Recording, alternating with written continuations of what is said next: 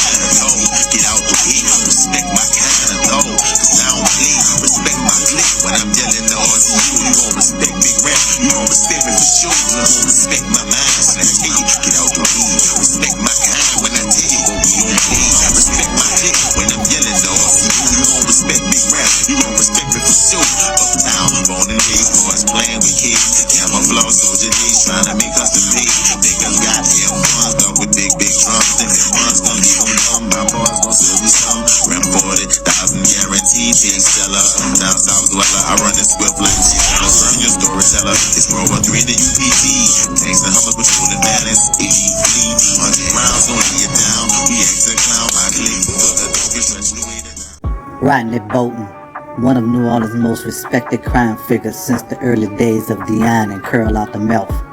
Bolton, who goes by the street names Vamp or STEPPA, just to name a few, has been a pillar of the streets. When most hustlers were still in schoolyard playing kid football, he was already pushing bundles at 11.5. OG Vamp, as we all affectionately call him in the streets, has had many entanglements and triumphs in the streets from uptown to downtown. As a notoriety, one of his famous episodes being the day he pointed his guns at a then young teenage upcoming stepper by the name of Randall Callio Slim Watts and proceeded to let off shots at him. In later years, the two would not only become friends but would be known to run down on their ops together. Vamp, mostly known for repping the Melphamine Project, will also have ties in the Magnolia and the Callio. Being feared was never his thing. He'd rather be respected, and respected all around uptown. He was raised with two of his brothers, Dick and Steve, all who are well-respected street figures in their own right. But Vamp, OG STEPPA, would become welcome in the era of any game that he participated in. Now serving a life sentence along with his co-defendant TODD DAGGS, OG STEPPA's name still rings bells in the city of New Orleans.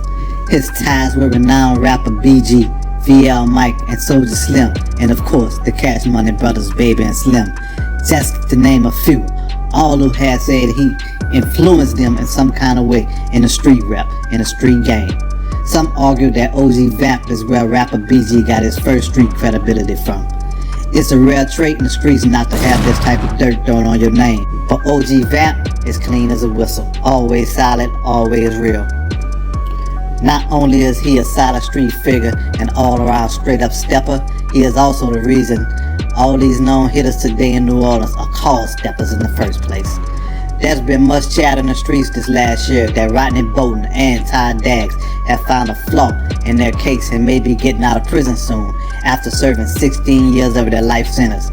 Today we're going to delve into the case of TODD DAGGS and OG STEPPA to see what went wrong. How did they get jammed up in the first place? TODD DAGGS, a young upcoming hustler, found himself in a unique position. He had found a heroin and a cocaine plug from Houston that was promising him he would make him rich, and he did. TODD DAGGS had become one of the most paid hustlers in the city in 2007, even linking up with Soulja Slim and becoming best friends. Soulja Slim had showed TODD DAGGS, known as Slim to the streets, how to form his own record label, which he called the Taliban. DAGGS had put $100 grand into buying a studio and began recording various artists, developing his label. Some say he was grooming himself to become the downtown 8-wall version of Master P of No Limit. His shine was hard, driving around in his top-of-the-line Porsche truck, flying from state to state on private planes. Not only was TODD DAGGS, aka Slim to his friends, was becoming one of the wealthiest kingpins in New Orleans streets, he was also forging allegiance with the local rap world. Being at the top of the world controlling the drug trade had made him really rich, but now he was trying to conquer the rap world. After conducting legal wiretaps on 2 suspected drug dealers in New Orleans, Louisiana, Kevin Cockerham and Corey Muse, The government indicted Bolton, Daggs, and several others for conspiring to distribute and to possess intent to distribute narcotics in violation of 21 U.S.C. At trial, the government offered evidence that in 2005, police obtained a search warrant for TODD DAGGS' home, where they found 132 grams of cocaine, a bottle of a substance used for cutting cocaine, a vacuum sealer, 350 capsules of heroin, a bulletproof vest, a scale, and a gun. Daggs was arrested and subsequently released on bond. The government also offered evidence that Daggs, Wills, and 3 others were arrested together in 2007 for possessing 1 kilogram of cocaine. While Daggs was in jail, he called Cockerham and Muse to attempt to collect bond money from Rodriguez, who owed Daggs and Wills money from a prior drug deal.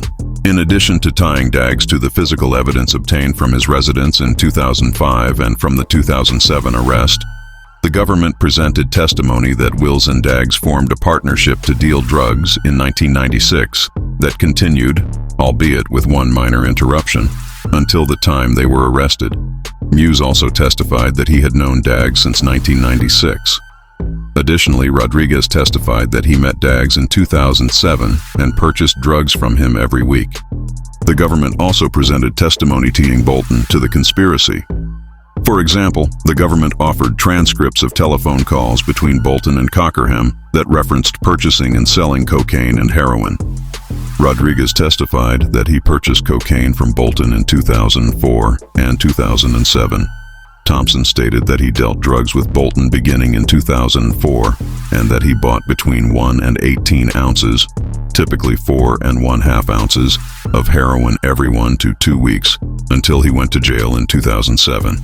Based on this evidence, the jury found Bolton and Daggs guilty of conspiring to distribute and to possess with intent to distribute narcotics.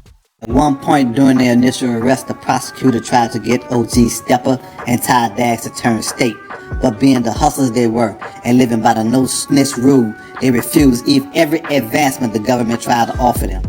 After the government realized they were dealing with some hardcore street figures, they decided to try to bargain with them, offering OG STEPPA 10 years, claiming they really didn't want him anyway. He had just got caught up in a sting that was meant for TODD DAGGS and his crew. But OG Vamp told the government he would never plead guilty to a charge that he didn't do, so he decided to proceed to go to trial. TODD DAGGS, who the government claimed they really wanted after, they offered him 20 years in prison if he pleaded guilty. Without batting an eye, TODD DAGGS refused, saying, "Y'all ain't got nothing on me. Why would I plead guilty?" Neither one wouldn't or couldn't have known that one of their comrades, nicknamed Hap, had also gotten an offer of 15 years if he decided to turn state's evidence against his crew. It was said when TODD DAGGS heard the word that Hap would get on the stand against him, he refused to believe it, stating, "Ain't no way my dog would do that to me. Ain't no way. He like my brother." Daggs didn't know that Hap had decided to end their brotherhood by working with the feds. Hap, Daggs' right-hand man, had been speaking to the government, but he was hesitant with all the facts at first, which prompted the government to realize without Hap telling it all, that case was weak against Daggs and Bolton. So the prosecutor decided to go at Daggs and Bolton one more time with a plea deal. The second time around, they offered TODD DAGGS 25 years. They didn't go down in time, they went up, claiming they had picked up some state charges Daggs was fighting in the system. Again, Daggs told him he wasn't taking 25 years either, saying, "If I ain't take the 20 years, what makes you think I'm gonna take 25?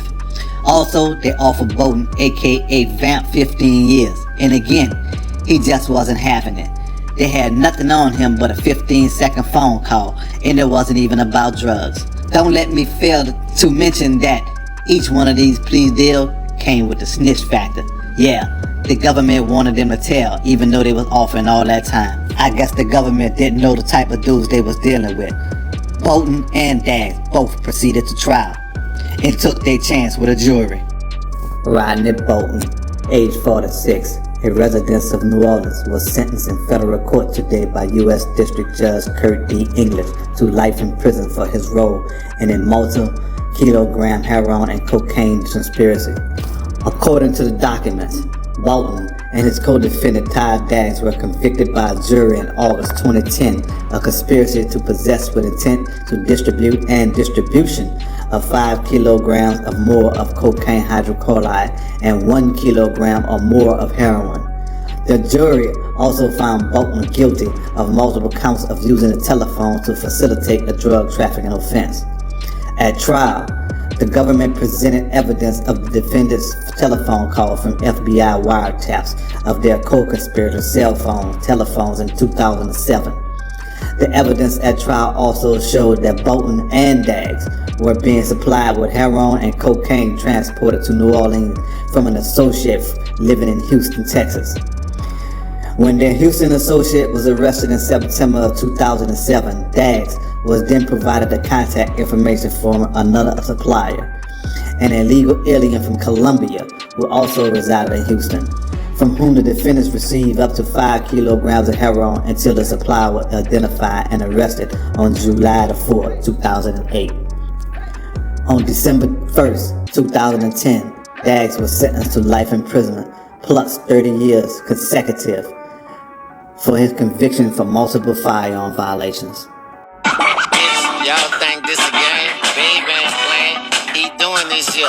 Y'all know me, STEPPA. You dig? I ain't just started doing this shit. I've been around. You dig what I'm saying? I come from the old school. I was told it, you heard me?